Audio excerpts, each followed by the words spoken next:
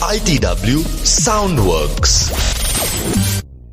It was the summer of 1970, and the two largest companies in the world of football, Puma and Adidas, had made a pact between them that neither would try and approach the best player on earth for fear. Fear that a sponsorship so lucrative could easily bankrupt them. And yet on June 14th, the day on which the Mexican city of Guadalajara was set to host the World Cup quarter-final between Peru and Brazil, a certain Pele trotted to the center circle and asked the ref if he could delay the start of the game. All the world watched with bated breath as he bent down and tied the laces on his new Puma shoes, forever changing how the world of football interacted with its sponsors. And after the events of this day, Puma hoped they would go on to dominate the world of football for the rest of eternity. Yeah, right. Enter Phil Knight and his track shoe brand from the city of Portland, Oregon. We do business the way we do business. At the exact moment that the Pele pact was being broken, Nike was still being referred to as Blue Ribbon Sports and was operating out of just 2 stores in the whole of North America. So how did they do it? How did the American sporting firm succeed in its efforts to overthrow companies that were so firmly entrenched in the history of football? We take a definitive look at how the world's largest sporting apparel brand hitched their wagon to the world's most popular sport. We look at how Nike turned the soccer world on its head and created tremendous value in avenues where most people saw none.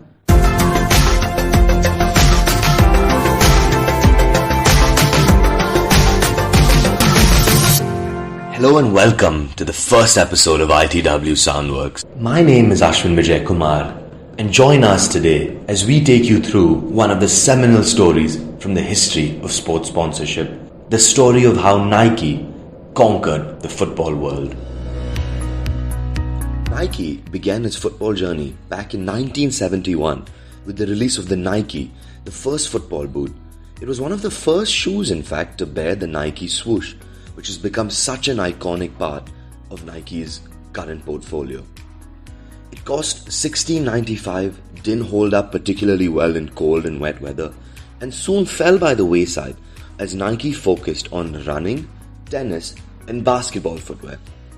Over decades though, Nike learned from athletes' research and testing on how to create football products that defy expectations and help players around the world raise their game. These were pivotal moments in Nike's history and helped shape a new era of brilliant football. It wasn't until 7 years later that Nike officially kicked off their football operations, and the original football division signed the Portland Timbers to an equipment deal. The soccer division started the same way Phil Knight built the running business, in the company's backyard, working closely with athletes. Within just 2 short years, Nike had signed contracts with 10 regional associations and had nearly 40 players on their books. These achievements were all well and good, but most importantly, they led nicely into the biggest year in Nike's football history. The stage was set. May 1982, Feyenoord Stadium, Rotterdam. Aston Villa vs Bayern Munich in the final of the European Cup. Williams prepared to adventure down the left. There's a good ball played in for Tony Morley. Oh, he must be! And it is! Peter Will! That line of commentary you just heard was by legendary Englishman Brian Moore and has been immortalised in the stands of Villa Park, Aston Villa Stadium, commemorating the club's greatest ever night. However, it was a fascinating moment in history for more than just one reason. In a prelude to the apparel sponsorship wars that would come to define the 21st century, Aston Villa, with their entire squad kitted up in Nike boots, gave the American upstart their first taste of success in Europe. Remarkably, it was against the German juggernauts Bayern Munich and their established powerhouse of a kit and apparel manufacturer, Adidas, who began sponsoring Bayern as early as 1974 and continue to sponsor them to this day. This marked Nike's first major coup in European football. '82 proved to be the year when Nike made a real statement on the continent by then going on to sign Ian Rush, legendary Liverpool goalscorer, as their first ever star footballer. Rush went on to claim the European top scorer and the European Cup within the next couple of seasons. But Nike wasn't done there. 1982 also marked the start of their first European kit partnership with Sunderland. Nike's operations in Europe were based out of the northern part of England, and the Black Cats weren't the last time Nike would venture into this part of the country to close a landmark deal. 1982, aka the year of Nike, reached its crescendo later that summer when Stephen Archibald of Scotland became the first player to ever score in the big one, the World Cup, wearing Nike boots. The die was now cast. Nike had established itself as a strong presence in the European market, but this was only the tip of the iceberg.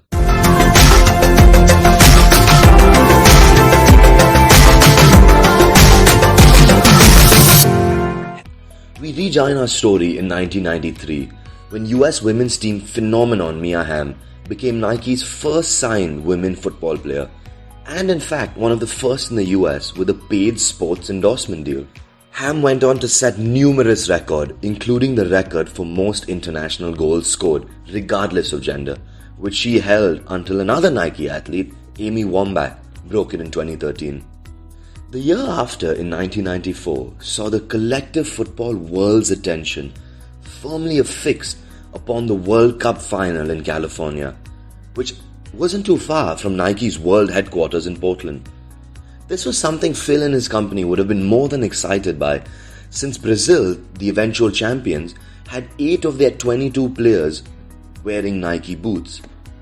It was in fact 2 days after this World Cup final that Nike chairman and co-founder Phil Knight openly set his sights on sponsoring the Brazilian national team.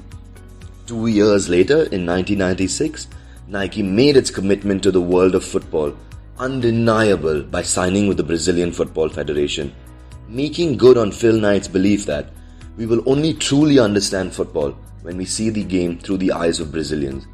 Signing the Brazilian national team gave Nike a powerful canvas to work with, and in 1998, for the first time ever, Nike chose to showcase a team rather than an individual in a major commercial. The Brazilian national team killing time and playing some sensational football in the ad now come to known as Airport was directed by famous Chinese action movie director John Woo, who in fact directed Mission Impossible 2.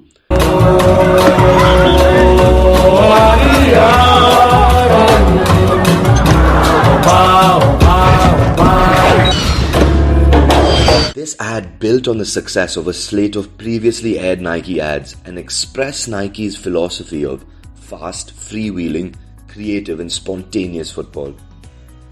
1999 saw another iconic game unfold in California with the US women's national team winning the World Cup in a dramatic penalty shootout against China. Nike athlete Brandi Chastain memorably celebrated the winning goal in her sports bra, a prototype of Nike's interactive line of bras and underwear. Nike continued to build on this design philosophy of creating beautiful, athlete-informed apparel and began infusing technology that met the specific needs of footballers. The innovative approach led to things like knit-in mesh panels for ventilation, thicker areas for warmth, and a flexible stretch woven fabrication. However, after having conquered the 2 most popular international teams, the Brazilian men's and the US women's, Nike began to realize that with the globalizing world, eyeballs were shifting from the national game towards the club one, and Nike wanted to be at the center of the action. And their chance was about to arrive from another club in the northern half of England.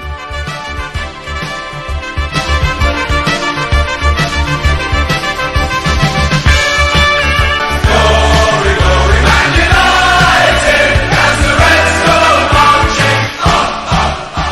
2001 marked the start of a long-running relationship between Nike and Manchester United, the world's most popular team at the time. Nike poached United away from Manchester-based sportswear and football equipment supplier Umbro and created a hegemony atop the Premier League sponsorship charts. Nike was now sponsoring arguably the 2 best teams in the world's most watched league, having already signed the champions Arsenal in 1994. And also, they continued maintaining their long-standing partnership with Sunderland. Sunderland, of course, had dallied with other sponsors after that initial deal in '82, but returned to Nike in the early 2000s and are currently sponsored by Nike too. Nike therefore became the team's official supplier of kits and branded apparel beginning in 2002, and the club would subsequently regain the Premier League title that year and go on to see a decade of unprecedented success with Nike right alongside them. 2002 saw the next major tournament, the Japan World Cup, and after the success of 1998 Airport, Nike's marketing machine had set itself a high bar. So, the Secret Tournament campaign became Nike's largest, most globally coordinated effort to that day. The ad featured 24 Nike stars with events in 13 countries and a presence in another 52. Next up, in what proved to be a fortuitous moment for Nike, a snowstorm during an FA Cup game in 2005 made it impossible for the linesmen, commentators, and the 40,000 fans in the stadium to see the white ball. So halfway through the game, an official replaced the sponsor's ball with a blue and yellow Nike Total 90, the first of its kind. That same ball went on to become the official Premier League ball, and now Nike provides the match ball for the 3 top leagues in the world and the FA Cup. That same year, however, a 3-minute video entitled Ronaldinho, A Touch of Gold popped up on the website YouTube. Created to launch a new boot, it showed Ronaldinho firing the ball off a crossbar several times without the ball ever hitting the ground. It caught fire and was quickly shared around the world, becoming YouTube's first million-hit video. The era of the viral video had well and truly arrived. Nike, realizing the potential of this new form of media, went digital with the Joga Bonito campaign in 2006. The new approach was a watershed moment for Nike in particular, and digital marketing in general. It involved a partnership with Google to create a social networking site and a feed of content leading up to the tournament and promoting new extensive user-generated content, something that has now become the standard in the world of sport. Nike's success continued when Nike Club FC Barcelona completed the first treble won by a Spanish side and went on an astounding multi-year win streak that included back-to-back-to-back La Liga titles and a couple of Champions Leagues. The club was celebrated for its philosophy of team over individuals and a fearless attacking style of play, which was very much aligned with Nike's own principles. 2001 saw the launch of the Right the Future campaign on Facebook, and it extended beyond the pitch, and at the time, it became the most shared campaign on the internet, with the 3-minute ad becoming the fastest spreading video in Nike football history.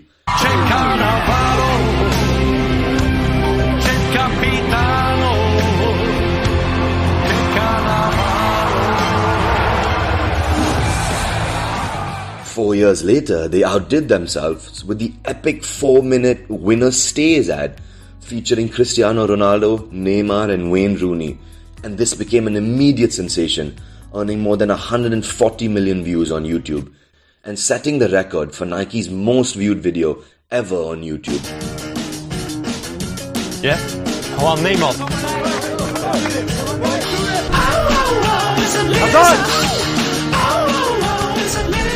As we move on into the modern era, this past Euro 2020 saw Nike and Adidas duke it out yet again to attain highly lucrative sports sponsorships. Nike currently ruled the roost in European football with 9 teams outdoing Adidas' 8.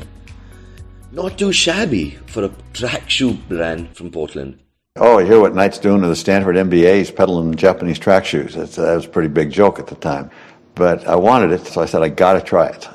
So let's go back to that day in Mexico, on that hot summer afternoon in 1970.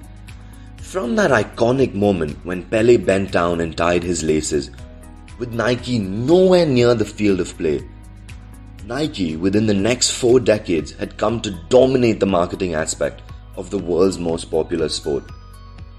Nike's secret sauce is that in their effort to create value for themselves and their stakeholders in the football world, they've launched a marketing and cultural revolution with respect to how brands interact with the sport, and sport in general. Their focus on highlighting teams over individuals, combined with their avant-garde approach to digital marketing, and their strategic effort to create a vast range of products for their diverse array of footballers, have left football and sporting sponsorships transformed for the rest of eternity. And that's not a joke. Thanks for listening. If you enjoyed this episode, please consider subscribing to this podcast. We are available on all leading platforms including Spotify, Apple Podcast, Amazon, and Pocket Cast. Please share it with others and leave us a rating and a review. This podcast was written and presented by me, Ashwin Vijay Kumar. Sound mixing and editing for this episode was done by Dheeraj P. Rao. The executive producer of the ITW podcast is Tariq Laskar. Our research team includes Devanshu Bhatt, Vaisak Raj, Vidushi Bandari, Riya Nandi, and Kishan Mundra. Visit us at itwglobal.com.